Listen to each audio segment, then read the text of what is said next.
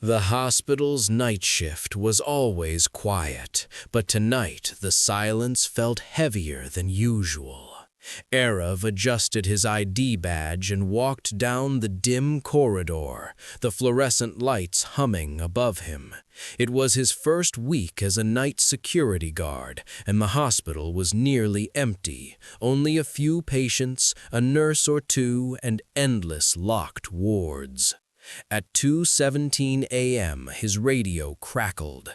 "Security, check the old surgical wing."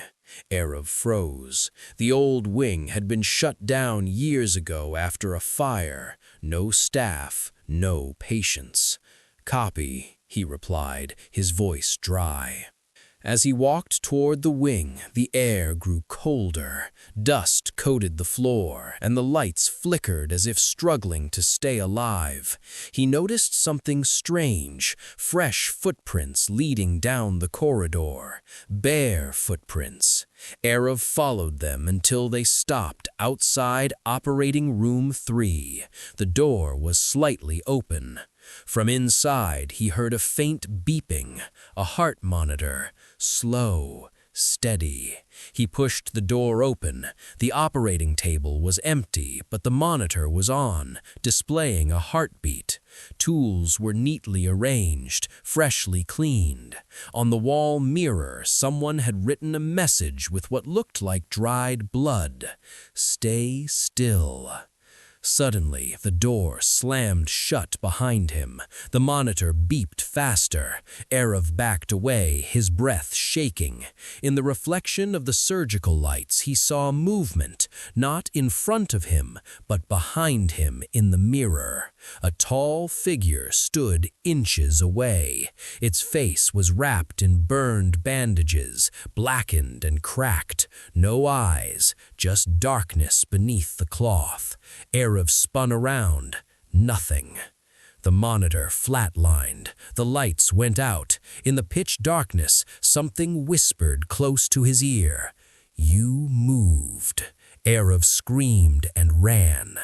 He burst into the corridor, sprinting past locked rooms, his footsteps echoing wildly. Behind him he heard dragging, slow, deliberate steps that never rushed, never stopped.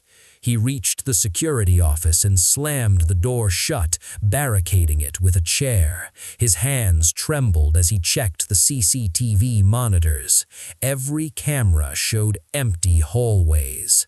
Except one, Operating Room 3. Arav stared at the screen. The camera feed zoomed in by itself. The operating table was no longer empty. Someone lay on the table. It was Arav, strapped down, eyes wide with terror. The real Arav staggered back. The radio on the desk crackled again.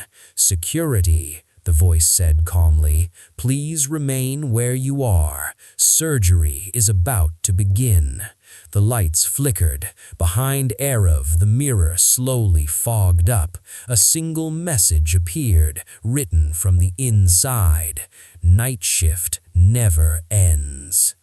The next morning, the hospital staff found the security office empty. No signs of struggle, only a new name added to the night shift schedule. Arav, permanent duty.